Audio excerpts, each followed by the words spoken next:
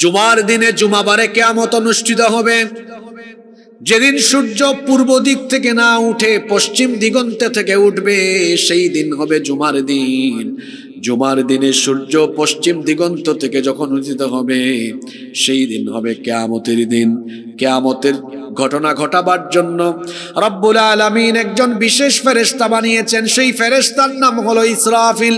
তাকে সৃষ্টি করার পর থেকে তিনি তার মুখের সামনে সিংহা নিয়ে বসে আছেন, আল্লাহর হুকুমের অপেক্ষায় আছেন। যখনই আল্লাহ তাকে হুকুম করবেন, তিনি সিংহাধ্বনি বাজানো মাত্রই কিয়ামতের ঘটনার উদ্বোধন হয়ে যাবে। আল্লাহু আকবার। এই সূরার প্রথম 5 আয়াতে কিয়ামতের 2 পর্বের বর্ণনা দেওয়া হয়েছে। আল্লাহর হুকুম পাওয়ার পরে ইসরাফিল আলাইহিস সালাম তিনি মোট সিংহায় ফুৎকার দিবেন 2 বার। কথা বুঝে থাকলে বলেন তো, আল্লাহর হুকুম পাওয়ার পরে ইসরাফিল আলাইহিস সালাম সিংহার মধ্যে ফুৎকার দিবেন কয়বার? প্রথমবার সিংহায় ফুৎকার দেওয়া মাত্রই কিয়ামতের প্রথম পর্ব আরম্ভ হবে, ফার্স্ট পার্ট আরম্ভ হয়ে যাবে। এই সূরা ইনফিতারের প্রথম 3 আয়াতে কিয়ামতের প্রথম পূর্বের পরিচয় দেওয়া হয়েছে।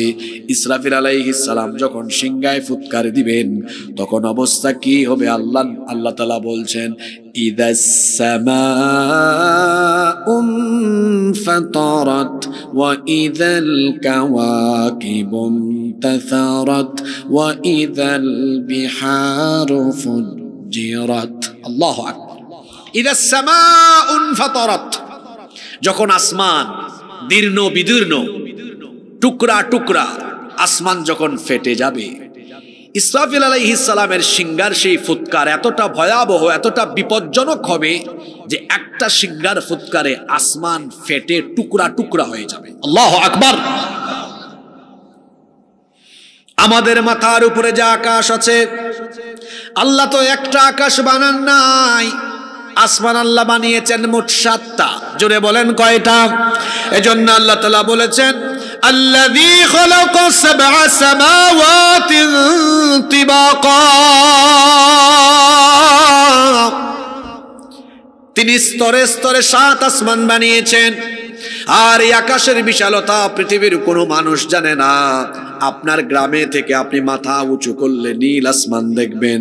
কুলাউড়া, মৌলভীবাজার, ঢাকা, এমনকি মিডল ইস্ট, ইউরোপ, আমেরিকা, যেখানেই যান না কেন, উপরের দিকে মাথা ধরলে, মাথা উপরের দিকে তাকালে দেখবেন আসমান দেখা যায়। এত বিশাল আসমান, যার সীমানা পৃথিবীর বিজ্ঞানও জানে না। বিশাল এই আসমান, বিশাল এই আসমান মহাশূন্যের উপরে যিনি দৃশ্যমান কোনো খুঁটি ছাড়া এই আসমানকে বানিয়েছেন, জোরে বলেন তিনি কে? সম্ভবত এখানে 4 বা 5 হাজার স্কয়ার ফিট জায়গা জুড়ে প্যান্ডেল করা হয়েছে। 4-5 হাজার স্কয়ার ফিটের এই প্যান্ডেল স্থাপনার জন্য এখানে কত পিলার ব্যবহার করা হলো, কিন্তু আমাদের মাথার উপরে সুবিশাল অজানা আয়তনের বিশাল এই আসমান, আমাদের মাথার উপরে একটা পিলার ছাড়াও যিনি মহাশূন্যে আসমানকে ঝুলায় রেখেছেন, তিনি কি? সে আল্লাহ বলছেন কোরআনে কারীমের 21 নম্বর সূরা সূরাতুল আম্বিয়া এর 32 নম্বর আয়াতে আল্লাহ তাআলা বলছেন, ওয়াজআলনাস সামাআ সাকফাম মাহফুযা। আল্লাহ তাআলা বলছেন, এই আসমানকে আমি এমনি এমনি বানাই নাই, এই আসমানকে আমি তোমাদের জন্য সুরক্ষিত ছাদ বানিয়েছি। পৃথিবীতে তোমরা যারা বসবাস করো, তোমাদের প্রোটেকশনের জন্য, সিকিউরিটির জন্য এই আসমানকে সুরক্ষিত ছাদ যিনি বানিয়েছেন, তিনি কে? The sky has been built as a roof for the protection of the earth. আসমানকে আল্লাহ তাআলা পৃথিবীবাসীর সুরক্ষার জন্য সুরক্ষিত ছাদ বানিয়েছেন। এই যে আপনাদের বাসা বাড়ি, আপনাদের এলাকায় এত বাড়ি আছে, আমরা আমাদের বাড়িতে আমাদের সিকিউরিটির জন্য, প্রোটেকশনের জন্য বাড়িতে ছাদ দিয়েছি, চাল দিয়েছি। বলেন তো, আমরা যদি চাল বা ছাদ না দিতাম, তাহলে শীতকালে রাতের বেলা কি আমরা বাড়িতে ঘুমাতে পারতাম? কুয়াশা পড়তো। বর্ষাকালে থাকতে পারতাম? বৃষ্টি পড়তো। তারপরে গ্রীষ্মকালে থাকতে পারতাম? দিনের বেলা তো অবস্থা সিরিয়াস হয়ে যেত। তাহলে গ্রীষ্মকাল, বর্ষাকাল, শীতকাল, সকল কালে আপনার বাড়ির ভেতরে আপনি যেন আপনার পরিবার নিয়ে একদম আরামসে থাকতে পারেন, প্রোটেকশনের জন্য, সেফটি এবং সিকিউরিটির জন্য বাড়িতে কি দিয়েছেন? ছাদ দিয়েছেন। তো এই বিশাল পৃথিবীর উপরে আসমান স্থাপন করেছেন কে? আপনাদের কি মনে হয় এটা কি আল্লাহ তাআলা এমনি এমনি স্থাপন করেছেন? না, কোরআনে কারীম কত বিজ্ঞানময় গ্রন্থ। আল্লাহ বলছেন ওয়াজআলনাস সামাআ সাকফাম মাহফুযা, এই আসমানকে আমি তোমাদের জন্য সুরক্ষিত ছাদ বানিয়েছি। তার মানে আসমান না থাকলে আমরা সুরক্ষিত থাকতে পারতাম না। কারণ মহাশূন্যে, বায়ুমণ্ডলে, পৃথিবীর উপরিস্থিত বায়ুমণ্ডলে অসংখ্য উল্কাপিণ্ড আছে। যদি কোনো একটা উল্কা পৃথিবীতে পড়ে যেত, পৃথিবীর গাছপালা, উদ্ভিদ, প্রাণী, মানুষ, জীবজন্তু যা আছে মুহূর্তের মধ্যে সবকিছু জ্বলে পুড়ে ছারখার হয়ে যেত। একটা উল্কাও যেন পৃথিবীতে পড়তে না পারে।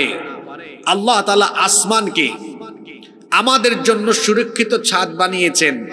এই সুরক্ষিত ছাদ থাকার কারণে একটা উল্কাও পৃথিবীর দিকে ধেয়ে আসতে পারে না। আল্লাহু আকবার। এই আসমান, যে আসমানের কারণে পৃথিবী সুরক্ষিত আছে, আহা, ইসরাফিলের সিংহার ফুৎকারের পরে একটা আসমানও থাকবে না, একটা আসমানও থাকবে না।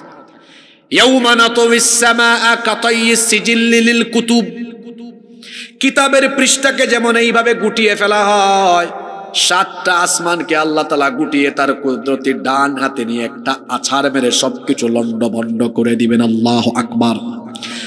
রব্বুল আলামিন অন্য আয়াতে বলেছেন وَنُفِخَ فِي الصُّورِ فَصَعِقَ مَن فِي السَّمَاوَاتِ وَمَن فِي الْأَرْضِ إِلَّا مَن شَاءَ اللَّهُ।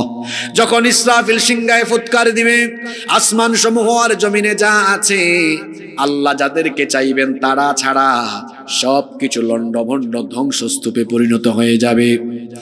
ইসরাফিল আলাইহিস সালাম যখন সিংহায় একটা ফুৎকার মারবেন, গোটা বিশ্বজগৎ এই ফুৎকারে কেঁপে উঠবে। এখন তো বাংলাদেশে ভূমিকম্প হলে পাশের দেশে হয় না, এক মহাদেশে হলে আর এক মহাদেশে হয় না, কিন্তু ইসরাফিল আলাইহিস সালাম যেদিন সিংহায় ফুৎকার দিবেন, গোটা মহাবিশ্ব একসাথে কেঁপে উঠবে। ভূমিকম্পের নামে আল্লাহর জন্য সূরা দিয়েছেন, সেই সূরার নাম সূরা জিলজাল।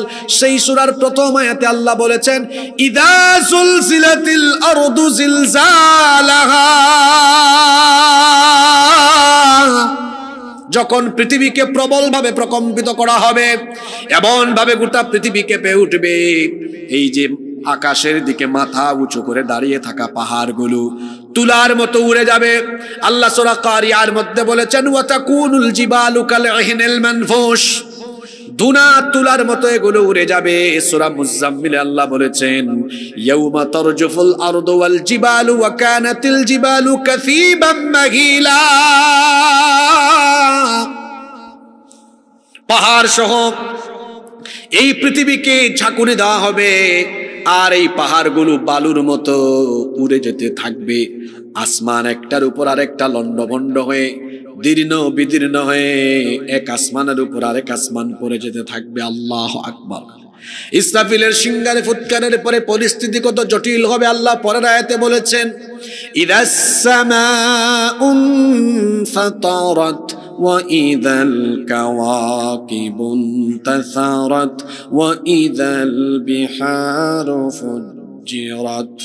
আসমান দিন্ন বিদীর্ণ হয়ে যাবে, আর ওই তারকারাজি, বিশাল বিশাল তারকাগুলো বিস্ফোরিত হয়ে যাবে, খসে খসে পড়ে যেতে থাকবে। আল্লাহু আকবার। আমার কথা কি আপনারা বুঝেন? তারকা, এক একটা তারকার সাইজ কত বিশাল। পৃথিবী হচ্ছে এত বিশাল, যার আয়তন পৃথিবীর বিজ্ঞানও জানে না। পৃথিবীর 4 ভাগের 1 ভাগ হলো মাটি, আর 3 ভাগ হলো পানি। 3 ভাগ কি? পৃথিবী কত বড় একটু আন্দাজ করেন তো। অনেকে তো আছে মৌলভীবাজার, সিলেটের বাইরেও কোনোদিন যায় না। আমার তো বাংলাদেশ সফর শেষ। ছোট্ট একটা দেশ, এটা ছোট্ট দেশ, এক বিভাগ থেকে আরেক বিভাগে কয়েক ঘন্টায় যাওয়া যায়। এটা কোনো বড় দেশ হইল? অনেক ছোট। আর পাশের দেশে যান আপনি, কলকাতা থেকে দিল্লিতে আপনি ট্রেনে যেতেই 24 ঘন্টার উপরে লাগবে, এত বিশাল তাদের দেশ। আমাদের চেয়ে 30 গুণ বড়, কানাডা আমাদের চাইতে 90 গুণ বড়, আমেরিকা 100 গুণ বড়, রাশিয়া বাংলাদেশের চেয়ে 160 গুণ বড়। এইরকম পৃথিবীতে 250টার বেশি দেশ আছে। এই 250টার বেশি দেশ নিয়ে পৃথিবী নয়, 250টার বেশি দেশ নিয়ে পৃথিবীর মাটি। পৃথিবীর 4 ভাগের 1 ভাগ মাটি, 3 ভাগ পানি। এক একটা মহাসাগরের আয়তন শুনলে আপনার চক্ষু কপালে উঠে যাবে। প্রশান্ত মহাসাগরের আয়তন হলো 16,52,00,000 বর্গ কিলোমিটার। আল্লাহু আকবার। এই বিশাল জলরাশি আছে, মাটি আছে, সব মিলে পৃথিবী, যার আয়তন আমরা জানি না। এই পৃথিবীর চাইতে সূর্য হলো 13 লক্ষ গুণ বড়। মানে আপনি 13 লক্ষ পৃথিবীকে সূর্যের ভেতরে ঢুকাই দিতে পারেন। সুবহানাল্লাহ পড়বেন না? আপনারা বলবেন হুজুর তাহলে সূর্যকে এত ছোট দেখি কেন আমরা? বড় বস্তু উপরে উঠলে ওইটাকে ছোটই দেখায়। সিলেট এয়ারপোর্টে রানওয়েতে যখন বিমান আসে, রানওয়েতে বিমান দেখলে খুব বড় লাগে, আর ওটা যখন 30-40 হাজার ফুট উপরে উঠে যায় তখন দেখতে পাখির মতো লাগে, তাই না? কিন্তু এটা যখন রানওয়েতে আসে তখন খুব বড় লাগে, বড় লাগে, উপরে উঠলে ছোট লাগে। সূর্যকে আপনার কাছে এত ছোট লাগে, আপনি যে দেখতেছেন এটাই তো বেশি, কারণ আপনার এই পৃথিবী থেকে সূর্য হলো 15 কোটি কিলোমিটার দূরে। সুবহানাল্লাহ পড়তে ইচ্ছা করে না? কত কোটি? 15 কোটি কিলোমিটার দূরে।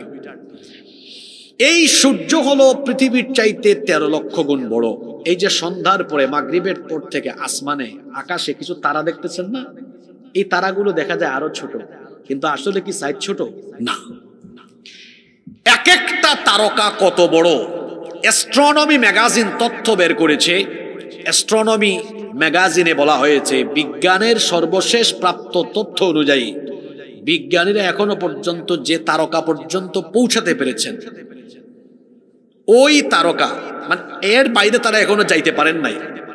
এখনো পর্যন্ত তাদের যন্ত্রপাতি দিয়ে যে তারকা পর্যন্ত যেতে পেরেছেন সেটার নাম তারা দিয়েছেন YU স্কুটি। YU স্কুটি গুগলে আপনারা সার্চ করবেন, YU স্কুটি। এটার আয়তন তারা বলছেন যে সূর্য পৃথিবীর চেয়ে 13 লক্ষ গুণ বড়, তাদের যন্ত্রপাতি নিয়ে যতটুকু যেতে পেরেছেন ওই তারকাটা হলো সূর্যের চাইতে আরো 500 কোটি গুণ বড়। সুবহানাল্লাহ বারেত কে এখন জানো? মাথার ভিতরে হামান নেই তা কিতা কইরাম। আপনার পৃথিবীর আয়তন বিজ্ঞানী হলো বাপ দাদা এবং জানে না এটা কত বড়। ও পৃথিবীর চাইতে সূর্য হইল আরো 13 লক্ষ গুণ বড়। যাও সাহেবলা, এখন তারা যন্ত্রপাতি লিয়ে এবং যতটুকু গেছে অতটুকু পর্যন্ত গিয়া যে তারকার সন্ধান পাইছে ইটা বলে আরো সূর্যের চাইতে আরো 500 কোটি গুণ বড়। এবার সুবহানাল্লাহ মুখি দি বারণ না, ওটাও কি তার সবচেয়ে বড় না আরো বড় আছে? আরে মহাশূন্যে তো বিলিয়ন বিলিয়ন তারকা রয়েছে, এমন অসংখ্য তারকা আছে যেখান পর্যন্ত কিয়ামত পর্যন্ত বিজ্ঞানীরা যেতে পারবে না। আল্লাহু আকবার। আমি জানি না আপনারা এই সূরার তাফসীর কিভাবে বুঝতেছেন। আল্লাহ সেই তারকার কথা বলছেন, ওয়া ইদাল কাওয়াকিবুন তাসারাত, একটা ফুৎকার মারবে তারকাগুলো ফেটে ফেটে চূর্ণ বিচূর্ণ হয়ে যেতে থাকবে। আল্লাহু আকবার। কিয়ামতের ঘটনা এটা। তো তারকা তো সূর্য থেকে বড়, আর সূর্যের অবস্থা কি? ওই যে আয়াতে আল্লাহ বলেছেন ফাইদা বারিকাল বাসারু ওয়া খাসাফাল কমারু ওয়া জুমিআশ শামসু ওয়াল কমার ইয়াকুলুল ইনসানু ইয়াউমাইযিন আইনাল মাফার। চাঁদ আর সূর্যকে একাকার করে দেওয়া হবে, একটার সাথে আরেকটা ধাক্কা খায়া ফেটে গিয়ে চূর্ণ বিচূর্ণ হয়ে যাবে। আল্লাহু আকবার। সূর্য নাই, চাঁদ নাই, তারকা নাই, অন্ধকার হয়ে যাবে সব। কয়টা সিঙ্গার ফুৎকারে ওই জন্য মাইক মেন বাই হলে মাইকের আওয়াজ দিচ্ছেন, ইটা মাইকে সর্বোচ্চ আমরা খানও ফাটাইতে পারেন, বুঝলেন আপনি? আমি তো যেহেতু আমার আয়াতুল লগে আজকে দেখছেন রিলেটেড নাই, প্রথম সিঙ্গার ফুৎকার দেওয়ার বাদে ওই যে সূরা জুমার হইছে, যারা পৃথিবীর বাচ্চা থাকবে ওই সময় নিকৃষ্ট মানুষের উপরে কিয়ামত অনুষ্ঠিত হইব। ইসরাফিলে খালি একটা সিঙ্গার ফুৎকার বাজাইবা, লগে লগে তখন যারা থাকবো খানর ফর্দা ফাটটা জাগাত বেউসিয়া মরে যাবে। আল্লাহু আকবার। বুঝরানি কত ভয়াবহ ফুৎকার। একটা ফু মারবা আসমান একটার উপর আর একটা ফাইটটা ফাইটটা ফু, সূর্য চন্দ্র টুকরা টুকরো হইব, আকাশের তারকাগুলা খসে খসা একবারে চূর্ণ বিচূর্ণ হইয়া সাইরো বাই করবো। আল্লাহু আকবার। আরো ভয়ঙ্কর অবস্থা আছে তো। আল্লাহ কইরা ওয়া ইদাল বিহারু ফুজ্জিরাত, 3 নাম্বার আয়াত। সাগর ফাটি যাইব। আবার এর আগর সূরার নাম কিতা? সূরা তাকবীর। আল্লাহ এখানে কইরা ওয়া ইদাল বিহারু সুজ্জিরাত, সাগরও আগুন লাগে যাব। আচ্ছা আপনারা হুনরানি দেখো কাছেন কিলান বিপরীতমুখী কথা। এক সূরাত কইরা সাগরও আগুন লাগবো, আর আরেক সূরাত কইরা সাগর ফাটি যাব। কথা 1 লাখ আন না 2 লাখ আন? বুঝছি আপনারা সিলেটি ভাষায় বেশি মজা পাইরা না কিতা? আচ্ছা এখানে আগে খাওয়া লাগবো তো। ঠিক আছে, আমার লাগিও জুই তুই। কারণ সারা মাসে সারা বছরে সিলেটি মাত কদিন মারতাম পারি, ও মাঝে মাঝে আইলে মাথা যায়। আর নিজের এলাকার মানুষের সামনে বেশি সময় কন্ট্রোলের ভিতরেও থাকা যায় না, ঠিক না? নেই তো দেখো কা জি হয় এটা পালা মানুষও সহজে বুঝবা, অসুবিধা নাই তো আপনারা। দেখো কাছান 2 সূরাত 2 লাখান কথা। 1 সূরাত কইরা আল্লাহ সাগর ফাটি যাব, আর 1 সূরাত আল্লাহ কইরা সাগরও আগুন ধরে যাব। কথা 1 লাখ না 2 লাখ। হ্যাঁ, কিন্তু কোরআন যে বিজ্ঞানময় গ্রন্থ, আপনি দেখো সুবহানাল্লাহ, সাগর কিলা ফাটবো আর কিলা আগুন লাগলো। এবার এখন আপনি বিজ্ঞানসম্মত ব্যাখ্যা লোকা। একটু আগে কইছিলাম ইসরাফিল আলাইহিস সালামের সিংহায় ফুৎকার বাজানির বাদে গোটা দুনিয়াত একলগে কিতা আরম্ভ হইব? খেউ মনে নাই। হায় রে হায়, ভূমিকম্প। কিতা ও সাদ্দরালা বাড়ি কিতা সমস্যা? শয়তানে হাতুকুতু মারিচ্ছিনি, ভালো লাগেন না নিতা মাত। ইসরাফিল আলাইহিস সালামের সিংহাত ফুৎকার দিবা আর গোটা দুনিয়াত কিতা আরম্ভ হইব? ভূমিকম্প। হায় রে হায়, সিলোটি ভাষায় কয় বৈশাল। কমন ফোর্সে নি এবলা। মাঝে মাঝে দেখবা বৈশাল হইলে মাটি কিতা হয়? ফাটি যায় না নি? তে সাগর ফাটবো আর আগুন ধরবো ব্যাখ্যা নৌকা। তাই যখন সিংহাত ফুৎকার বাজাইবা, সাগরের পানির তলে মাটি আছে না নি? ই মাটি অলান ফাটি যাব। ফাটার বাদে মাটি যখন মেলাই দিবা একবারে, সব পানি একবারে কিতা কইটারে বল্লারি নামি যাবা তলে। বুঝানি আপনারা? সাগরের পানির নিচে মাটি আছে, ফাটি যাব। সাগর মাটির নিচে ফাটবো, পানি তলে যাইব। এখন ইনো সায়েন্সে পড়ো এমন খো আসনি বা ছাত্র বাই হল আসন। আচ্ছা, সাগরের অভ্যন্তর, সাগরের তলাত কিতা আছে? আগ্নেয়গিরি আছে। লাভা লাভা, আগ্নেয়গিরি, আগুন আগুন। তাইলে এই যে সাগরের নিচের মাটি 2 ভাগ হয়ে গেল, পানি নিচে গিয়া তার খাল লগে মিলন হইব। মাতুন না খানে? আচ্ছা, ইনো যারা সায়েন্সে পড়ো ভাই হলে কোসান, দেখো আল্লাহর কোরআন কত বিজ্ঞানময়। পানির মূল উপাদান হইল কিতা? হাইড্রোজেন আর অক্সিজেনের মলিকিউল আছে না? তো পানি দিন তার মূল উপাদানও ফিরিয়া যাইব। যাওয়ার বাদে হাইড্রোজেন আর অক্সিজেন একলগে হইলে কিতা হয়? আগুন ধরে। কারণ একটা নিজেও জ্বলে আর একটা জ্বালাইতে আরো সাহায্য করে। ইসরাফিলর সিংহার ফুৎকারের বাদে হায় হায় হায়, গোটা দুনিয়াত কি ভয়ঙ্কর পরিস্থিতি। সাগরের তলদেশ ফাইটটা যাওয়ার বাদে পানি নিচে নামবো, অক্সিজেন হাইড্রোজেন একসাথে হইয়া দাউ দাউ করি সাগরের বুকে এই দিন আগুন জ্বলবো। আল্লাহু আকবার। কিয়ামতের সেই ভয়ঙ্কর পরিস্থিতির বর্ণনা আল্লাহ সূরার ভেতরে দিচ্ছেন। বলেছিলাম কিয়ামত হবে 2 পর্বে। প্রথম পর্বে কি কি ঘটবে আল্লাহ প্রথম 3টা আয়াতে বললেন।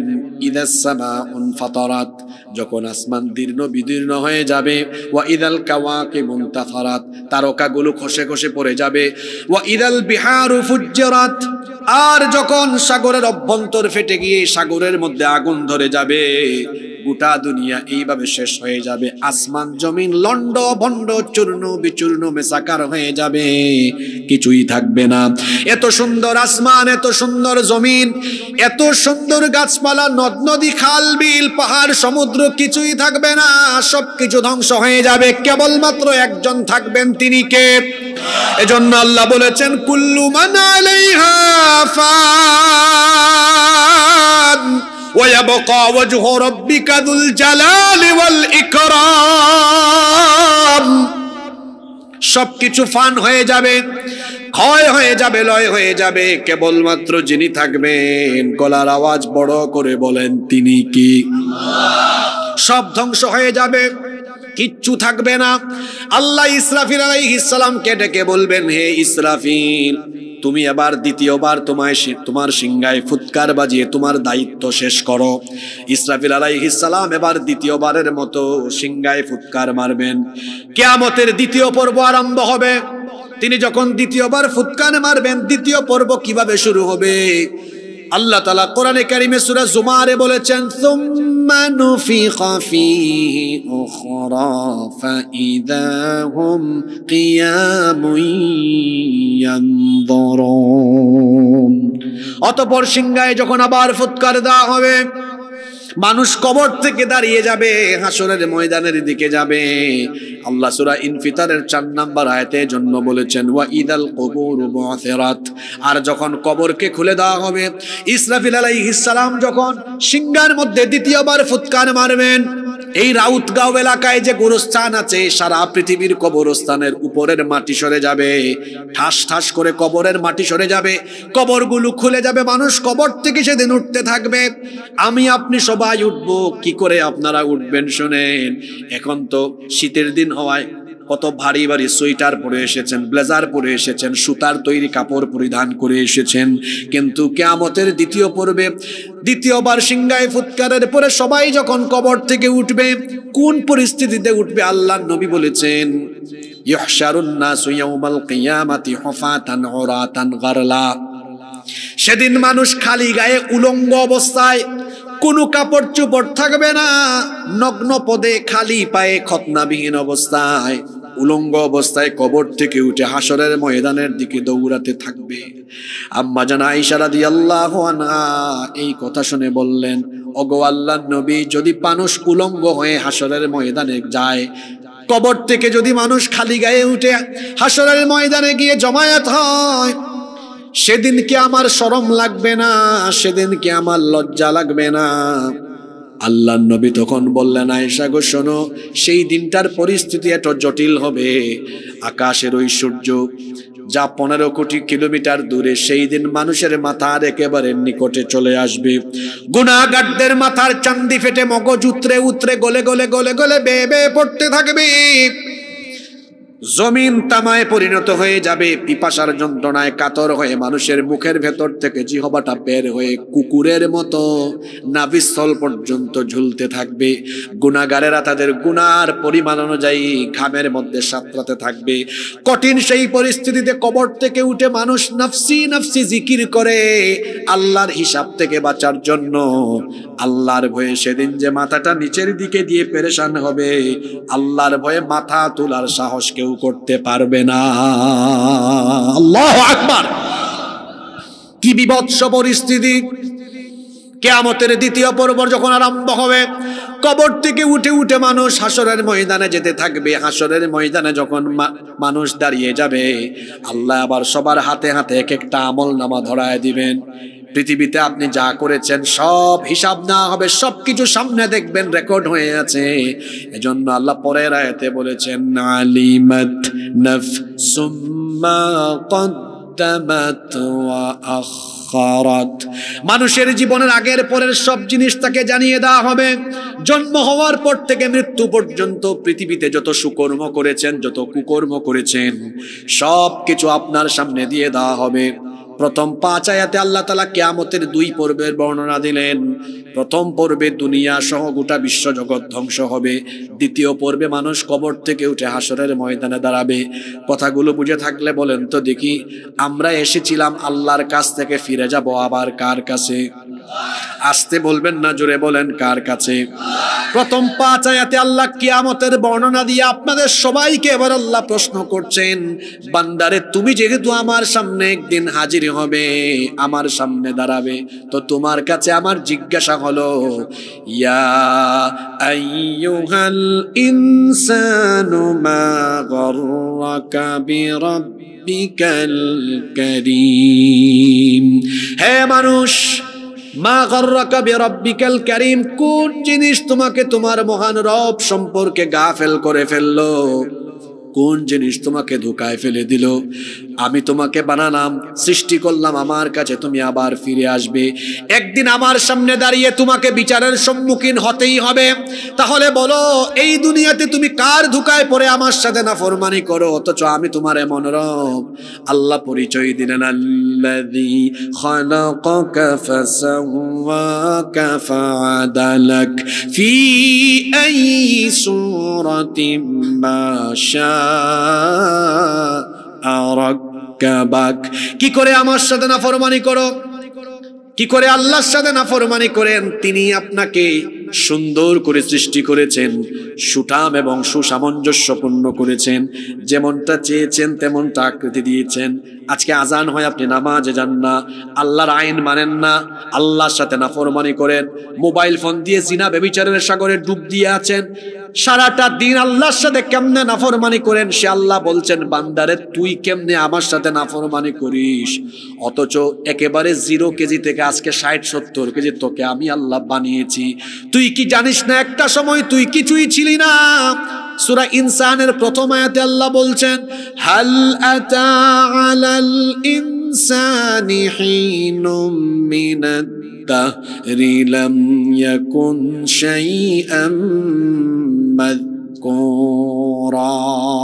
ও মানুষ, চিন্তা করো, তোমার জীবনে কি এমন একটি সময় যায়নি যখন তুমি উল্লেখ করার মতো কিছুই ছিলে না? তোমার জন্মের 1 দিন, 2 দিন, 3 দিন, 5 দিন, 7 দিন পরে তোমার মা বাপ তোমার নাম রেখেছে, অথচ তোমার এক সময় নামও ছিল না, ঠিকানা ছিল না, ঘর ছিল না, বাড়ি ছিল না, কিছুই তুমি ছিলে না। তুমি ছিলে অস্তিত্বহীন, তুমি ছিলে প্রাণহীন। কিভাবে আমি আল্লাহ তোমাকে বানালাম? বান্দা শোনো, আজ তুমি আমার সাথে নাফরমানি করো, অথচ আমি তোমাকে কেমনে বানালাম শোনো, তুমি তো কিছুই ছিলে না। আল্লাহ তাআলা আবার বলছেন সূরা মুমিনুনের 23 নম্বর আয়াত থেকে, আল্লাহ তাআলা বলছেন, ওয়ালাকাদ খালাক, সূরা মুমিনুনের 12 নম্বর আয়াত থেকে বলছেন, ওয়ালাকাদ খালাকনাল ইনসানা মিন সুলালাতিন মিন তিন সুম্মা জাআলনাহু নুতফাতান ফি قرارٍ مكين ثم خلقنا النطفة علقة فخلقنا العلقة مضغة فخلقنا المضغة عظاما فكسونا العظام لحما।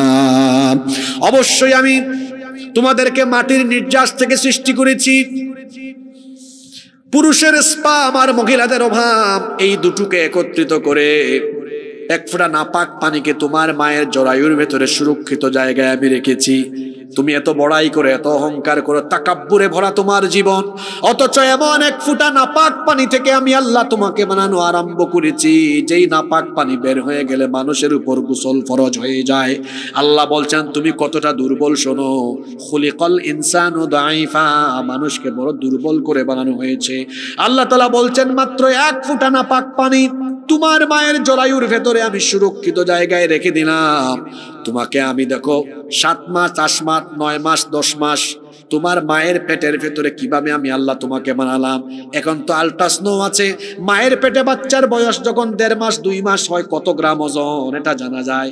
200 গ্রাম, 250 গ্রাম, 300 গ্রাম। আবি একটা মিসকিনরা বুঝবে না, বিবাহিতরা এটা ভালো জানে। বউকে নিয়ে যখন চেকআপে যায়, দেখা যায় তখন ডাক্তার বলে আপনার বাচ্চার হার্টবিট এত, ওজন এখন 300 গ্রাম, 400 গ্রাম। এখন যে আপনার 60 কেজি, 70 কেজি, 60 কেজি, 70 কেজি ছিলেন না। আল্লাহ বলছেন বান্দা তুই আমার সাথে কেমনে নাফরমানি করিস বল? তুই তো মাত্র 1 ফোঁটা স্পাম ছিলে, 1 ফোঁটা শুক্রাণু ছিলে, কেমনে তোরে বানালাম শোন। ওই 1 ফোঁটা শুক্রাণুকে তোর মায়ের জরায়ুর ভেতরে আমি সুরক্ষিত জায়গায় রাখলাম। এরপরে সেটাকে আমি আল্লাহ জমাট বাঁধা রক্তে পরিণত করলাম। এরপরে সেই জমাট বাঁধা রক্তকে আমি গোশতের পিণ্ড বানালাম।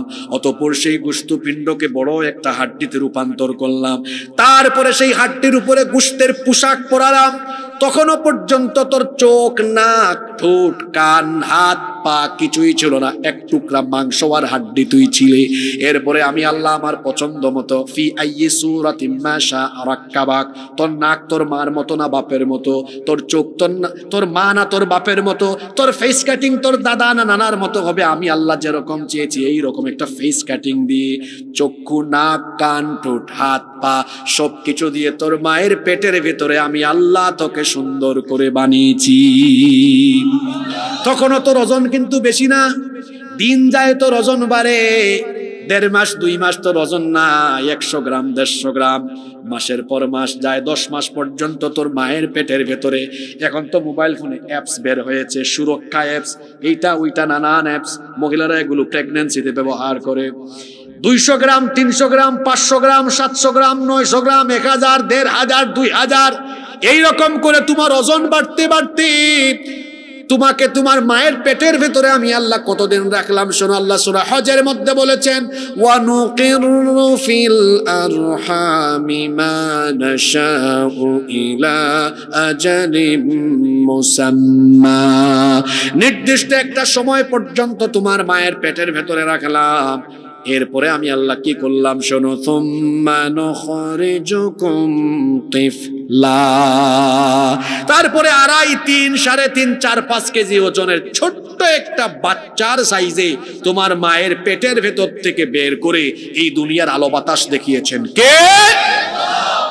বুঝছেন নি কই থেকে কিলাইছে কোনটাও আসনা না।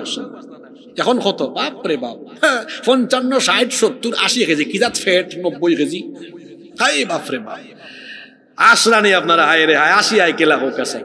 আল্লাহ কত সুন্দর বুঝাইরা, আমি যে তোরে বানাইলাম তোর নাম নাই, ঠিকানা নাই, কোনটা নাই, তুই তো কোনটাও আসতে না। তখন তো আলট্রাসাউন্ড দেখা যায় না বাচ্চার পরিস্থিতি কিলা।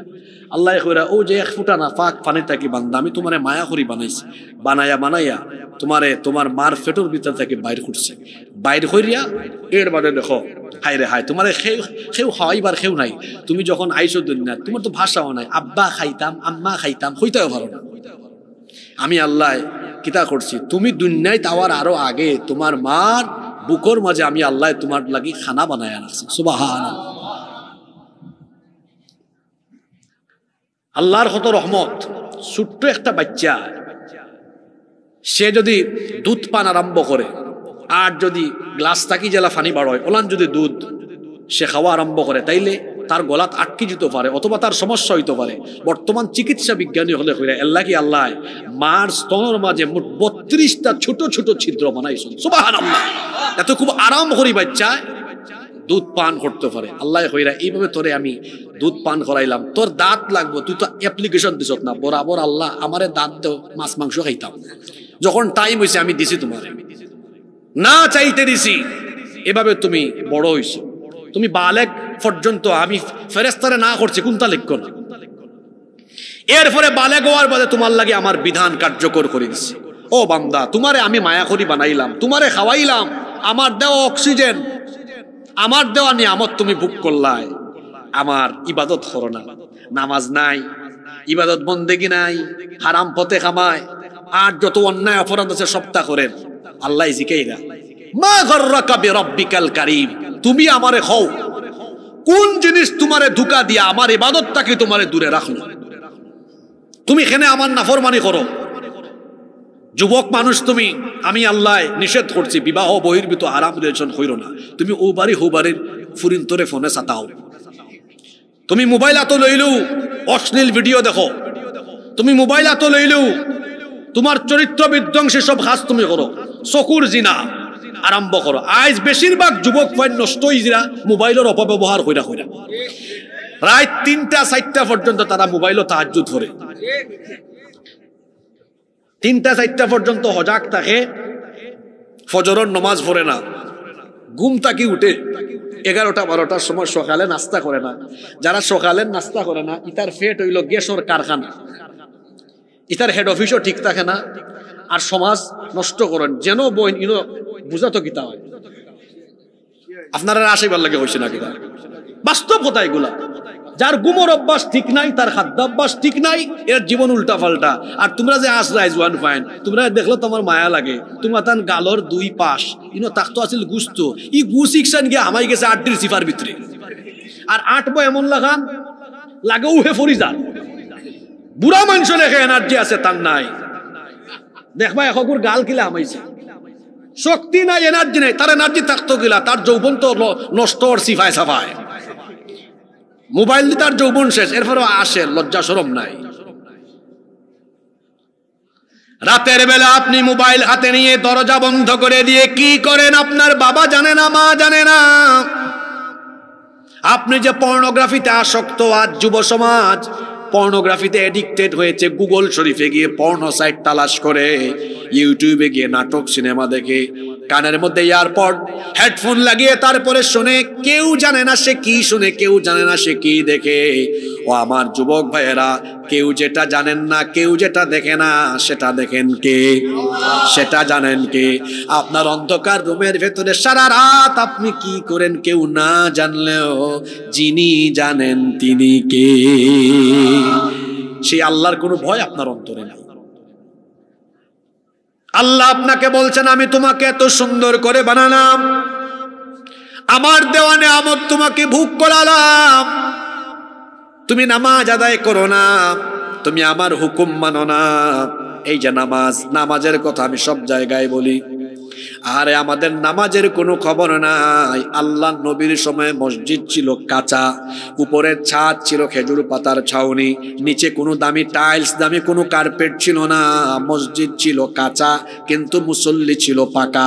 আমাদের মসজিদ এখন হয়েছে পাকা, কিন্তু মুসল্লির অভাবে আমাদের মসজিদ থাকে ফাঁকা। 5 ওয়াক্ত নামাজের কোনো খবরই নাই। আমাদের সবচাইতে বড় দুশমন, তার নাম হলো ইবলিস, তার নাম শয়তান। এই শয়তানকে আল্লাহ জান্নাত থেকে বের করে দিয়েছেন কি না দেওয়ার কারণে? মাত মকুদি বারণ না নেই, কিতা দিছে না? কয়টা? মাত্র। ডেইলি আমরা লাগি আল্লাহ নমাজ দিছেন হক্ত, দেখি হিসাব হরি হোক আছেন 5 ওয়াক্ত নমাজ, খালি ফরজ নমাজ 17 রেখাত, 17 রেখাত। এই প্রতি রেখা তো সাজদা আছে 2টা, গুণ করুকা 17 2 গুণে। ইবলিস হে একটা সেজদা না দিয়া জান্নাত থেকে আউট। আল্লাহ এখন গেট আউট ফ্রম হিয়ার, এখান থেকে বাইরো, get out from the paradise, জান্নাত থেকে বারো। হে একটা না দিয়া জান্নাত থেকে বারোই গেছে, আল্লাহ তারা বারো করে দিলে। আমরা প্রতিদিন 34টা না দিয়া জান্নাতে যাওয়ার লাগে রেডি। বুঝা যায় জান্নাত আমার মামুর বাড়ি। ইবলিস জান্নাত থেকে বাইরে হওয়ার পথে আল্লাহর লোকে প্রতিজ্ঞা করছে, আল্লাহ আদম রে সেজদা দিছে না দেখিয়া তুমি আমারে জান্নাত থেকে বার করে দিলাইছো। আদম আর আদমর ফুয়াফুরিন বংশধর কিয়ামত পর্যন্ত যারা দুনিয়াতে আইব, ইতারে সেজদা থাকি দূরে রাখা, ইবাদত থাকি দূরে রাখা হইব আমার ভিশন, আমার মিশন। এই ভিশন আর মিশন বাস্তবায়নের লাগি ইবলিস বই রইছে না কাম করে। হাদিস শরীফ আইছে, ইবলিস শয়তান কোন সময় আসে আর কোন সময় খান্দে শুনানি আপনারা? আল্লাহ রসুল হইরা যখন কোনো মানুষে আল্লাহরে সিজদা দিলায়, ইয়াতাজালা শাইতানু ফায়াবকি, শয়তান এই ব্যক্তির কাছ থেকে দূর হই গিয়া দেখে আর খান্দে, দেখে আর খান্দে। তাইলে আমরা যখন নামাজও গিয়ে আল্লাহরে সিজদা দেই, ইবলিসে কিতা করে মাতুন না কেন? আর আমরা নামাজও না গেলে ইবলিসে আসে। বুঝলে দেখি বালা করে জবাব দেওয়া চাই, বেটা মানুষের লাগান কইবা, বেটিন তোর লাগান যেন গোলার আওয়াজ না হয়। দুর্বল মুসলমান আমি দেখতাম পারি না। আমরা নমাজও গেলে ইবলিসে আসে না খান্দে, আরো জোরে হোকা। আর নমাজও না গেলে ওকে, নাও টেক ইউর ডিসিশন। আপনার সিদ্ধান্ত লুকা, 5 ওয়াক্ত নমাজের টাইমে আপনি ইবলিসে আশাই মানা খান্দাইবা। আর যারা কোনটা মাত্রা না, তারা ইবলিসের কাছ থেকে খেলাফতি লইয়া বই রইছে, সবে মাথা লাগবে। নমাজের টাইমে ইবলিসরে আশাই মনা খান্দাইব, খান্দাইতে হইলে কিতা করা লাগবো? আপনার নমাজ কুয়াই। আমার জাতীয় কবি খুব সুন্দর জবাব দিছ। এত চমৎকার কবিতা পৃথিবীর কোন কবি লেখতে পারছেন কিনা আমি জানি না।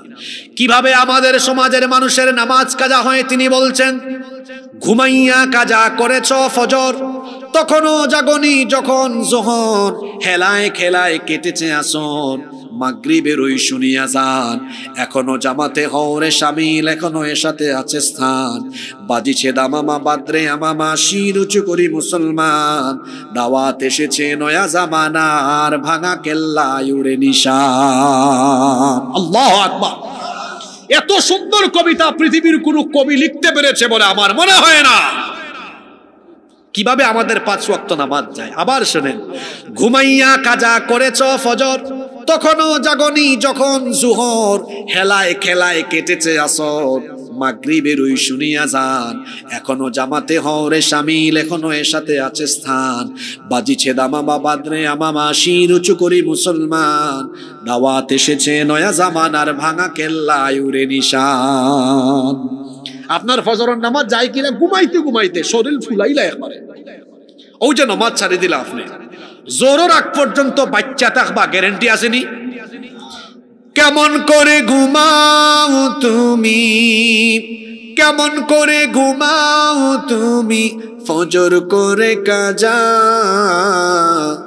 এমন তো হতে পারে জোহরে জানাজা। আমি জোয়ান, আমি অঙ্ক মরতাম না। Keep in your mind, there is no serial of death. মৃত্যুর কোন সিরিয়াল, পৃথিবীতে আসার সিরিয়াল আছে, যাওয়ার কোন সিরিয়াল নাই। আসার সময় দাদা বাবা ছেলে নাতি সিরিয়াল মেনটেন হয়, যাওয়ার সময় সিরিয়াল ব্রেক হয়। মাঝে মাঝে দেখা যায় দাদা জীবিত, নাতির লাশ দাদা কবরে নামায়, বাবা জীবিত, ছেলে মারা গিয়েছে, মাঝে মাঝে আমরা কুলাউড়ায় দেখি ছেলের লাশ বাবা কবরে নামায়। মাতুকা আছে নীলা, আমার গাঁর এক ফুয়া 17 বছর বয়স, সিঁদুরকে মরে গেছে, মারা গেছে। সুস্থ ছেলে হঠাৎ করে মারা গেছে। আমার যুবক ভাই হল, শয়তানে এমন ফান্দ ফেলাইছে আপনারা, তুই নামাজও যাইস না, বইরো, তুই বাঁচবে বহুত দিন, বুড়া ওইস, চুলদারি ফাঁকুক, এর বাদে নামাজ পড়িস। আমি তো প্রায় সময় হই, আমরা বুড়ো ওই মুখিনা সন্দেহ আছে। আমার চাচা হলে যা খাওয়ার খাইছেন, বালা বালা খাওয়া, অঙ্কু সপ্তাহ বেজাল আর বেজাল, ফরমালিন আর ফরমালিন। অঙ্কু এখন আমরা যে যুগ বসবাস করি, এই খাবার দাবারের মাঝে বেজাল ঢুকে যাওয়ায়, এখন জেন জি বেশি দিন বাঁচতায় নাই, বাজারটা যে আর আলফা জেনারেশন আরো কম বয়স মর বাইতা, কারণ দিন যত যার খালি বেজালাইয়া আমার। ঠিক আছে নি কথা, বেজালাইয়া আমার। আমরা ব্যবসা থাকতে গফ করছেন যে আমরা যে তা মাছ খাইছি, ইটা মাছ তোমরা খাইতাই কিতা চৌকিও দেখছো না। আও তো আমার চাচাই হইলাম, আসলেই তো তা। ওই যে আমরা এখন ফলমূল যেটা খাই, আর আমরা আসলে বেজাল খাইতে খাইতে এমন হয়েছে, অঙ্কু বেজাল না খাইলে আমরা বাঁচি না। কিচ্ছাটা মনে হয়ে গেছে, হইতাম না। আমরা অনেক সময় পার্মানেন্ট দোকান থাকি বাজার করে না নিয়ে, অনেকে দোকান ও দোকান থাকি আনি বাজার। তো এক লোক বহুত দিন ধরে এক দোকান থাকি বাজার আনে। দোকানদারে ভাবলো, হায় রে হায়, এই ভাই আমার কাছ থেকে প্রতিদিন বাজার নেন, তে আমার পার্মানেন্ট হয়ে গেছেন যেহেতু কাস্টমার, টাইম দিয়ে আর কোনটা আমি বেজাল দিতাম না, সব 1 নম্বর জিনিস দিব। বিচারা গেছেন বাজার করতে, এই দিন তাই সব 1 নম্বর দিয়া দিলাইছেন। বাদর দিন এক হয়ে রাখো ভাই সাহেব, তোমার কাছ থেকে বাজার করি প্রতিদিন, কোনো জামেলা হয় না, খালকে কিতা দিলাই খাইয়া ফেটো অসুবিধা গেছে। বিচারা বাদে হইরা, হায় রে হায়, মানুষের ভাই এমনি হয়নি, কুত্তার ফেটো গিয়েও জমায় না, কুত্তার ফেটো দিলা গিয়েও জমায় না। তুমি তাই ভাত খাইতে খাইতে ফেটরে এমন ভাত বানাইছো, ওকে বালা জিনিস খাইলার অজম। এটা একটা উপমা দিলাম আর কি, যে আসলে আমরা ভাত খাইতে খাইতে, ফসা জিনিস খাইতে খাইতে এমন অবস্থা হয়েছে যে এখন ফসা না খাইলে বাঁচি না আমরা। আমার যুবক ভাই হলরে ফাও দরিয়া হয়ে যেলাম, ভাই হল নমাজ চাইল না, কারণ নমাজ হইল ইসলামের সবচাইতে গুরুত্বপূর্ণ আমল, সবচেয়ে বড় আমল হইল নমাজ। আল্লাহ রসুলের হাদিস খান কইলাম, অত ওয়াজ লাগে না রে ভাই, বুঝলে তুরা কথাইও বোঝা যায়। ও যে হাদিস খান কইলাম, হাদিস খান করলাম যে আমরা নমাজও গেলে শয়তানে খান্দে, আর না গেলে শয়তানে আসে। এখন আপনারা বুঝা হোক আছেন, আমরা কি শয়তানরে আসাইমু, শয়তানরে খুশি করবো? শয়তানরে আমরা খান্দাই খান্দাই আমরা গাঁও থাকি বার করে দিব। এই গাঁত শয়তানের কোনো প্রশ্রয় নাই। আজান হইলে মসজিদ আমরা ভরপুর করে দিলাম ইনশা। রাজি আসুন নিশব, কারা কারা রাজি নাই আত্মলোক ই সাইডের মানুষ বেউস হইয়া ওয়াজ উঠলা, বেউসি ওয়াজ চলে।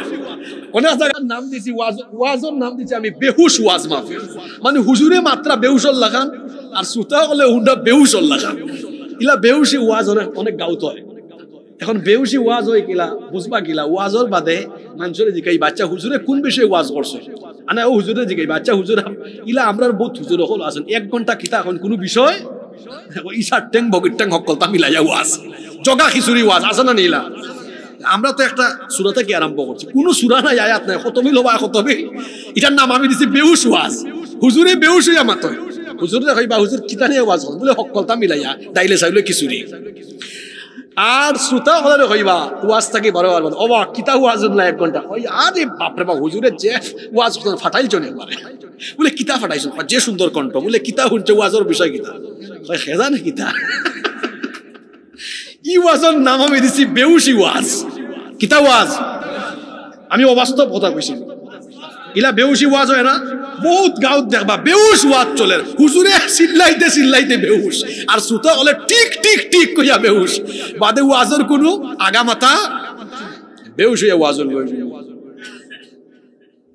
কষ্ট নি আপনারা। তাইলে নমাজও না গেলে শয়তান খুশি না বেজার? খুশি। আর গেলে শয়তান, আমরা খুশি করব কাকে? জোরে বলেন কাকে? সাল্লাত কায়েম করো, সাল্লাত কায়েম করো, হবে সম্মানী তুমি, হবে জান্নাতি তুমি, দেবে কাল হাসরে শীতল ছায়া আরশে আযীম, রব্বিয়াল আলা রব্বিয়াল আযীম, রব্বিয়াল আলা রব্বিয়াল আযীম। জীবিত থাকা অবস্থায় আমরা নামাজ 1 ওয়াক্ত কাজা করব না। রাজি আছেন সবাই? কারা কারা রাজি আছেন আল্লাহরে দেখান তো। মাশাআল্লাহ, আল্লাহ সবাইকে কবুল করেন, হাত নামান। আল্লাহ তাআলা বলছেন ইয়া আইয়ুহাল ইনসানু মা গাররাকা বিরাব্বিকাল কারীম, হে মানুষ কোন জিনিস তোমাকে তোমার রব সম্পর্কে গাফেল করে ফেললো?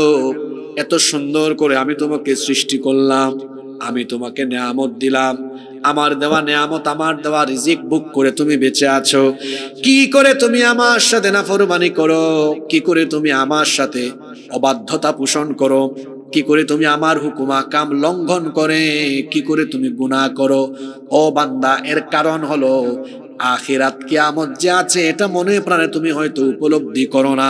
এজন্য আল্লাহ পরের আয়াতে বলছেন, শোনো, এমনটা যদি ভাবো তো জেনে রাখো, কাল্লা বাল তুকাযিবুনা বিদ্দীন, কখনো নয়, বরং তোমরা বিচার দিবসকে অনেকে মিথ্যা মনে করো, মন দিয়ে উপলব্ধি করতে পারো না। বান্দা শোনো, কেমনে তুমি গুনাহ করো, কেমনে তুমি আমার সাথে নাফরমানি করো, কেমনে তুমি পাপ করো। তুমি কি মনে করো নাকি আমি তোমাকে দুনিয়াতে এমনি এমনি ছেড়ে দিয়েছি, আমি কোনো নজরদারি রাখি নাই?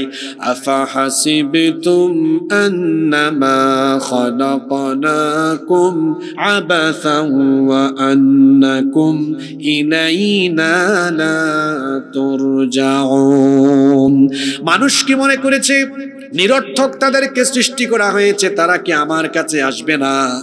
আর তারা কি মনে করেছে আমি তাদেরকে ছেড়ে দিয়েছি, কোন ধরনের দারোগা দারোয়ান তত্ত্বাবধায়ক নিযুক্ত করি নাই? বান্দারে এমনটা মনে করো না। শোনো, ওয়া ইন্না আলাইকুম লাহাফিযিনা কিরামান কাতিবিনা ইয়ালামুনা মা তাফআলুন। কষ্ট নেই আপনারা, 10-12 মিনিট থাকতে পারবো তো? দেখো আল্লাহ হইরা আমি তোমরা দুনিয়াত এমনি ফাটাইয়া দিছি না যে তুমি যা মন চায় তা করবা। প্রত্যেকটা দেশের গোয়েন্দা সংস্থা আছে, আমি আল্লাহ তোমারে ফাটাইছি, তোমার লগে গোয়েন্দা দিয়া দিলাইছি। ওয়া ইন্না আলাইকুম লাহাফিযিন, নিশ্চয় তোমরার লগে সংরক্ষণকারী তত্ত্বাবধায়ক ফেরেশতা আমি নিয়োগ করিয়া দিছি। আমরা কইলাম আল্লাহ এরা এরার নাম কিতা? জসিমউদ্দিন না করিমউদ্দিন, এটার নাম কিতা? আল্লাহ কইরা এরার পরিচয় হইল কিরামান কাতিবিন, এরা সম্মানিত লেখক। দেখো আল্লাহ কত সুন্দর বিশেষণ দিয়েছেন, সম্মানিত লেখক। অর্থাৎ এরা এমন লেখক যারা তুমি অপবাদ দিতে পারতে না। কারণ তোমরা দুনিয়ায় তেমন বহুত মানুষ আছে, এরা দেখা যায় তার বালা না লাগলে ইগুর বিরুদ্ধে রিপোর্ট লিখবো, ঘুষ খাইয়া উল্টা পাল্টা লিখি দিব। আমার এই ফেরেস্তা হলে সের পক্ষেও লেখত নাই, সের বিপক্ষেও লেখত নাই, ঘুষও খাইতো নাই, জুলুমও করতো নাই। একবারে সলিড তোমরা যা করবাই তা লেখবা। আর কয়জন ফেরেশতা মাতুকা কয়জন নাম হইল কিরামান আল্লাহ কইরা এই দুইজন ফেরেশতা একজন তখন ডানে আর একজন ইয ইয়াতালাক্কাল মুতালাক্কিয়ানি আনিল ইয়ামিনি ওয়া আনিশ শিমালি কাঈদ মা ইয়ালফিযু মিন কাওলিন ইল্লা লাদাইহি রাকীবুন আতীদ। তোমরা ডাইনে আর বামে দুইজন ফেরেশতা দিছি, যত বালা কাম করো ডাইনের ফেরেশতা লেখন, যত বাদ কাম করো সব বামর ফেরেশতা লেখন। তারা লেখা তো আসো। তুমি এমন একটা কথা হও না, এমন কোনো কাম করো না যা আমার ফেরেশতা লেখা রাখেন না, সব রেকর্ড করাও, সব রেকর্ড করাও। তুমি যে সিফাই সাফাই আন্দার গুন্দার যা করো সব ক্যামেরা করা হয়ে গেছে। ও যে ক্যামেরা অতগুলো আমার সামনে, খালকু যদি সকালবেলা আমি উঠতে খাই, গত খাইলে আমি রাউতগাঁও গেছি না, ওয়াজও করছি না, অত হচ্ছেন প্রমাণ আছে, ওই তো হক্কা হুজুর মিশা মিথ্যা লাভ নাই, আপনি গেছলা, ঠিক আছে নি কথা। কিয়ামতের দিন আমল নামা এত দেওয়া হইব, আপনি কইবা ইয়াল্লাহ আল্লাহ এটা আমি করছি না, ফেরেশতা হলে সারা বানায়া বানায় লাগছো। আল্লাহর দেওয়া ব্রেন মানুষে কামল লাগাইয়া ক্যামেরা বানাইয়া হক্কলতা রেকর্ড করে রাখিলায়, তো জ্ঞানদাতা আল্লাহ আমার আপনার হক্কলতা অডিও ভিডিও করিয়া রাখতা পারতা নাই। মুখে দি মাত পারন না, অস্বীকার করলে আল্লাহ কইবা ভিডিও স্ক্রিন অন করো, ই নাফরমানের সপ্তাহ মানুষরে দেখা। আল্লাহু আকবার, ইয়া আল্লাহ ইলাল ফমান ইলাল বিজ্জত, তুমি কিয়ামতের মাঠে আমরারে কইরো না, আল্লাহ যত গুনাহ করছি তুমি মাফ করি দিলাও, হোকা আমিন। হৃদয়ের খান্দি কথাগুলো উপলব্ধি করুক। ও যুবক ভাই হল আন্দার গুন্দার কিতা করছো দোয়াল লাগাইয়া, সব রেকর্ড হয়ে গেছে রে ভাই। ইটা যদি কিয়ামতের দিন দেখানি হয় ঠিকঠাক পারতে নাই, তুমি তোমার মা বাবার সামনে দেখানো হইব, রসুলের সামনে দেখানো হইব, বেজ্জত হয়ে যাবে তুমি। আল্লাহর নাম সাত্তার, আল্লাহ চাইলে গুফন গুলা কিয়ামতের দিন প্রকাশ না হইরা দুনিয়ায় তো গুফনে মাফ করে দিলাইবা। সুবহানাল্লাহ, আল্লাহর কাছে খান্নাকাটি করুক আর হোক আল্লাহ আমি আর গুনাহ করতাম না, এতদিন যা করছি না বুঝা করেছি। আমার আল্লাহ কত দয়াবান, আল্লাহ কইরা বান্দারে, এটা হাদিসে কুদসি, লাউ বালাগাত যুনুবুকা আনানাস সামাই সুম্মা ইস্তাগফারতানি গফারতু লাক। তোমার গুনাহ যদি করতে করতে আসমান পর্যন্ত পৌঁছাইলাও, এত গুনাহ লইয়াও তুমি তওবা করিয়া যদি আমার কাছে আও, আমার দুয়ারও আও, মনে রাখো আমি আল্লাহ পাহাড়, আমি আল্লাহ আসমান সম পরিমাণ দয়া লইয়া তোমার সামনে সব গুনাহ মাফ করে দিলাই। আজকে কত 31st নাইট,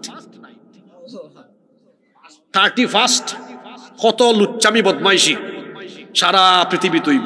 আর এই রাউতগাঁও আমরা কোরআনের মজমাত বিশ, আমরা বছরের শেষ দিন কোরআন শুনলাম, শেষ বালা যা সব বালা তওবা দিয়ে আরম্ভ হইব।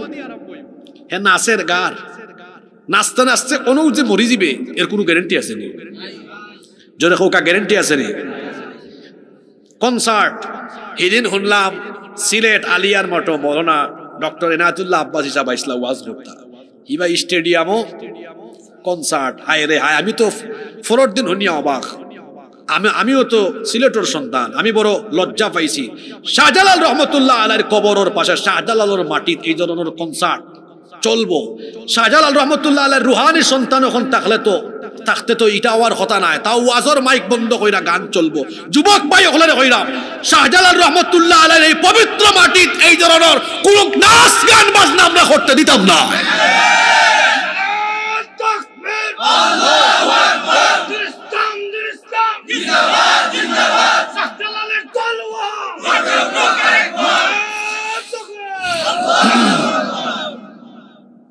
সম্মানিত উপস্থিতি, আল্লাহ কইরা বান্দারে সব তার রেকর্ড হই যার। তুমি খেনে আমারে ডরাও না, খেনে আমারে ভয় পাও না। তুমি কিলা নামাজ ছাড়ো, তুমি কিলা আমার লগে নাফরমানি করো, সারাটা দিন গুনাহ করো। আমি কইছি ব্যবসা করো, তুমি সুদের কারবার আরম্ভ করছো। আমি কইছি ওজনে কম দিও না, ওজনে কম দাও। আমি কইছি গিবত করো না, গিবত করো না, তুমি সুগুল করি করো। একজনের তার আরেকজনের কাছে লাগাই দাও। তুমি মানুষের হক নষ্ট করো, তোমার মা বাবার হক নষ্ট করো। সারাটা দিন 24টা ঘন্টা তুমি গুনার সাগরে ডুব দিয়ে আসো। কিলারে বান্দাইলা করো হোসাইন। হ্যাঁ, তুমি কি জানো না তোমার সব জিনিস রেকর্ড হয়ে যান, তোমার হিসাব হবে, বিচার হবে। তুমি আমার সামনে দাঁড়াবে, তোমার সারা জীবনের সুকর্ম অপকর্ম তোমার সামনে হাজির হয়ে যাবে। সেই দিন কিয়ামতের মাঠে আল্লাহ বিচার করে মানুষকে দুই ভাগে ভাগ করে দিবেন। জুড়ে বলেন কয় ভাগ? ফারিকুন ফিল জান্নাতি ওয়া ফারিকুন ফিস সাঈর। একদল জান্নাতি আর একদল জাহান্নামী। এই দুই দলের পরিচয় আল্লাহ পরের আয়াত 13 নম্বর আয়াত থেকে দিচ্ছেন। ইন্নাল আবরারা লাফি নাঈম ওয়া ইন্নাল ফুজ্জারা লাফি জাহিম। নিশ্চয়ই নেককার বান্দারা জান্নাতের নেয়ামতে থাকবে, আর যারা গুনাহগার পাপী তাপী দুরাচারী তারা জাহান্নামের মধ্যে থাকবে। বোঝা গেল নেককারদেরকে আল্লাহ হিসাবের পরে বিচারের পরে জান্নাত দিবেন। আল্লাহ আমাদেরকে নেককারদের কাতারে শামিল করে দাও। আর যারা পাপাচারী দুরাচারী তাদেরকে আল্লাহ জাহান্নামে নিক্ষিপ্ত করবেন। সে আল্লাহ বলছেন ইয়াসলাউনাহা ইয়াউমাদ্দিন। বিচারের দিবসে জান্নাতীদেরকে জান্নাতে, জাহান্নামীদেরকে জাহান্নামে ঢুকানো হবেই হবে। ওয়া মা হুম আনহা বিগাইবিন। কেউ গায়েব থাকতে পারবে না, অনুপস্থিত থাকতে পারবে না। এরপরে আল্লাহ প্রশ্ন করছেন ওয়া মা আদরাকা মা ইয়াউমুদ্দিন সুম্মা মা আদরাকা মা ইয়াউমুদ্দিন। তুমি কি জানো বিচার দিবস কি?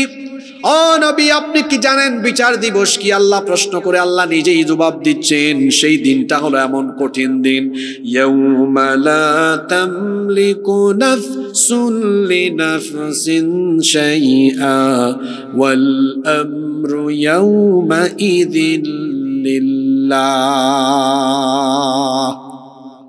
সেই দিন কেউ কারো জন্য কোনো কিছু করার ক্ষমতা রাখবে না। সেদিন হুকুম চলবে, রাজত্ব চলবে একমাত্র কার? আমল বালা হইলে ফয়সালা বালা, আমল খারাপ ফয়সালাও। আচ্ছা তোরা একটু তা দেখি লাইছেন, টেস্ট করি লাই। ইনো রাউতগাঁওর মানুষ খেখে আসুন, একটু আত্মলোক আছে সব রাউতগাঁও না নে? আচ্ছা ই গাঁওর বারে থেকে খেখে আইসন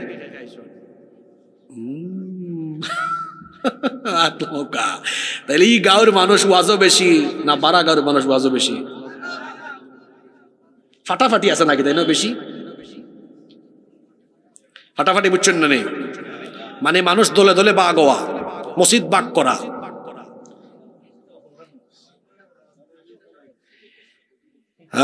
মিল্লামিশা চলবা, দেশের পরিস্থিতি যে খারাপ, মিল্লামিশা চলবা। আলিম উলামা হল একটা হবা, কৌমি, আলিয়া, ফুলতলি, সরসিনা, জামাত, হেফাজত, খেলাফত সব মিল্লামিশা চলবা। আমরার দেশও অনৈক্যর কারণে মুসলমান হল ক্ষতি বেশি হল। আমরা যত বেশি মিল্লা চলমু তত বেশি মুসলমান হল শক্তিশালী হইবা। হিংসা নিন্দা বাদ দিতে হইব যে আমি কৌমি, আমি আলিয়ারে দেখতাম পারি না, আমি আলিয়া, আমি কৌমি দেখতাম পারি না, এরা নইতো নাই। জামাত, হেফাজত, তবলিগ, সারসিনা, ফুলতলি, হেফাজত, জমিয়ত, চরমুনাই যত জন আসর সব আমরার ভাই।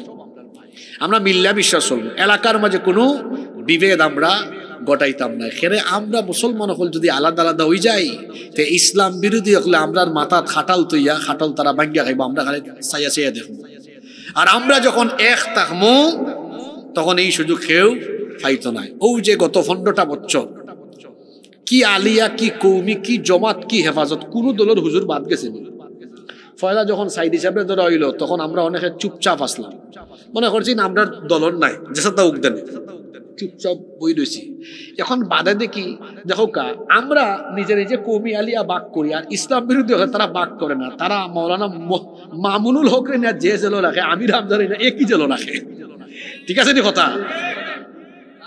এই সময় কৌমিও এক জায়গায় থাকো, আলিয়াও এক জায়গায়, হিনো জামাত হোক, হেফাজত হোক, খেলাফত হোক, হয় সব রে এক লগে বান্ধ। এখান থেকে কিতা বুঝলা? আমরা যে টুপি দিয়ে ইসলাম বাক করি তারা বাক করে না। ইসলাম বিরোধী হলে সব টুপিওয়ালারে, সব আলিম ওলামারে দুশ্মন মনে করে। সুতরাং আপনি বুঝৌ কা, মনের সব হিংসা নিন্দা বাদ দৌ কা। আমি ব্যক্তিগতভাবে কৌমির আলেম ওলামা হলের সম্মান করি, আলিয়ার উলামা হলের সম্মান করি। আমি তবলিগ পছন্দ করি, আমি ফুলতলি পছন্দ করি, আমি সরসিনা পছন্দ করি, আমি জামাত পছন্দ করি, হেফাজত পছন্দ করি। হুজুর আপনার থেকে হল বাই আসেন না, যারাই মুসলমান তারা আমার ভাই, তারা আমার বিভেদ থাকতো ওখানে আমরার মাঝে। আমরা আল্লাহ কয়জন, নবী কয়জন, কিতাব হকান, আমরা অত দরাদরি করে লাভ আছে না। আমাদের প্রভু এক, এক নবীর উম্মত, জীবন বিধানে ওই শিবানী কোরআন। তবে কেন এক হে মুসলমান, এক হও এক হও করিয়া বান। আমরা এক হইলে আমরা শক্তি। আমরা যদি এক থাকতাম এই বাংলাদেশে একজন আলিম অখলর আত্মরা লাগাইয়া জেলো হারানোর সাহস ই বাংলাদেশে কেউ রইল না। মানুষে কয় ডুস খাইলে হুশ হয়, তা আমরা ডুস খাইছি এখন হুশ হয়ে যাত, আর আমরা আলাদা থাকতাম না। সব আমার ভাই। এই বাংলাদেশে যদি আমরা সব একমত আইতাম পারি, এই বাংলাদেশে কোরআনের শাসন খুব শীঘ্রই কায়েম হয়ে যাব ইনশাআল্লাহ। আচ্ছা, আপনারা সবে কোরআনের শাসন চাইননি? আচ্ছা, আওয়ামী লীগ যদি হে ক্ষমতার যাওয়ার লাগে 14 দলে লইয়া জোট বানাইতে পারে, আর বিএনপি যদি ক্ষমতার যাওয়ার লাগে 19-20 দল লইয়া জোট করতে পারে, তো আমরা কেউ ফুলতলি, কেউ জমাত, কেউ হেফাজত, কেউ খেলাফত, কেউ জমিয়ত, কেউ সরসিনা, কেউ আমরা চরমু নাই।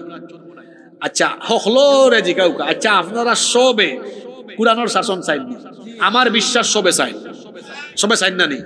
আপনার মাঝে তুরা মসলা মাসাইলের যে পার্থক্য আছে, ইকনান্তরে আমরা এক গালাত রাখিয়া শুধুমাত্র কোরআনের শাসনের লাগি আমরা কি সব একবার একমত হয়ে যেতাম পারি না? যদি একমত হয়ে যেতাম পারি, আপনারা দেখবা খাইল যদি আমরা ঘোষণা দিই আমরা সব এক হয়ে গেছি, তাহলে ফরুদিন বাংলাদেশের মানুষে হইবা বাংলাদেশের দায়িত্ব আমরা হুজুর হলে দিলাইছি। কিন্তু হুজুর হলের ভিতরে তো হিংসা বেশি, হিংসা কমাইতেই পড়ে ভাই। আমি আমি আমি তো স্কুলও পড়ছি পয়লা, আমার বংশত কোনো আলিমুলামা নাই। আমার আব্বাই আমার স্কুল থেকে দরিয়াই না, মাদ্রাসা থেকে সর্বোচ্চ ডিগ্রি নিছি, ইউনিভার্সিটি তো পড়াশোনা করছি। তো সব মানুষের লোকে মিল্লা মিশা দেখছি আমরা হুজুর হলের ভিতরে হিংসা নিন্দা আছে। ইটা সারি দৌকা ভাই, এক ভাইয়ে কইসলা বাইরে ভাই ফাল্লার মাঝে ব্যাং রাখা জ্বালা কঠিন, ফাল্লাত ব্যাং রাখবাই কিলা খালি ফাল মারে। ও ওলা হুজুর হলের এক কাতারও বুয়া নিও কঠিন। তবে যদি হুজুর হলের এক কাতারা বুয়াইন যায়, বাংলাদেশের ইতিহাস বদলে যাবে। আপনারা দেখবা এই দেশে হুজুর হলের বক্ত সবচেয়ে বেশি। আপনি যেমন আচ্ছা হোকাসাইন মৌলানা মামুনুল হক, খালিদ সাইফুল্লাহ আইয়ুবী সাহেব, তার বাদে মৌলানা নুরুল ইসলাম মল্লিফুরি সাহেব, বাংলাদেশে এলান কবির বড় বড় বিখ্যাত আলেম হলের যদি আপনারা এক মাঠো আনন্দ জাগাওই বনি মানছে এবলা। ওই যে সিলেট আগামী মাসও এমসি কলেজের মাঠো মাহফিল হইব, ইনো দেশ বিখ্যাত আলিম উলামা হলে জাগাওই বনি। ওই যে প্রতি বছর আপনার সিলেট ফুলতলি সাহেব রহমতুল্লাহ আলাই ইসালে সোয়াব মাহফিল, কত মানুষ জানি না।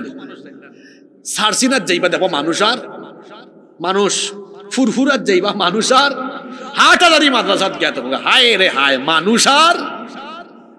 তার মানে যে ভাই হুজুর মানুষ সবাই আসেন, এই সব হুজুর হলে যদি এক জায়গাত করা হয় বুঝলানি কিতা হইতে পারে।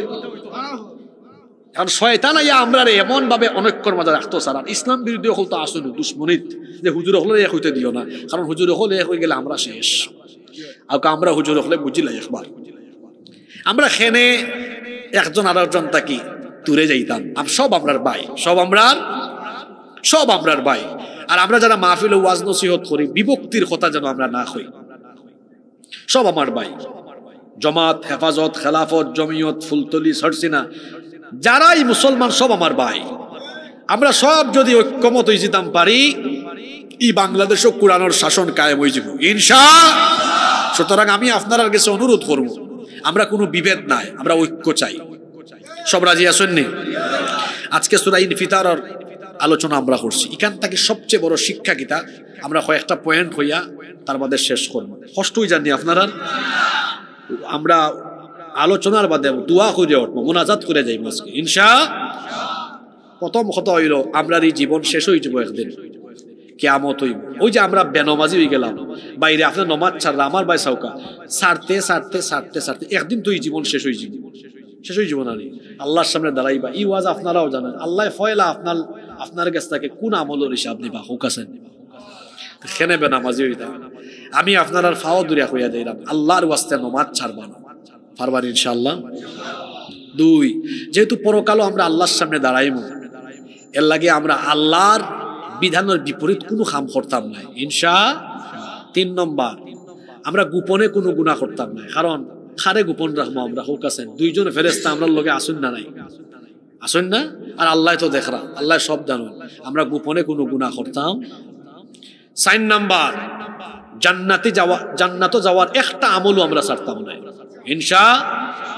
5 নাম্বার আমরা আল্লাহর হকর পাশাপাশি মানুষের হক আদায় করব ইনশাআল্লাহ। 6 নাম্বার আমরা ঠেলাঠেলি করিয়া নিজেরা মারামারি করতাম না সব আমরা একতা হব ইনশাআল্লাহ। এই 6টা কথার উপরে আল্লাহ আমরা আমল করার তৌফিক দাও।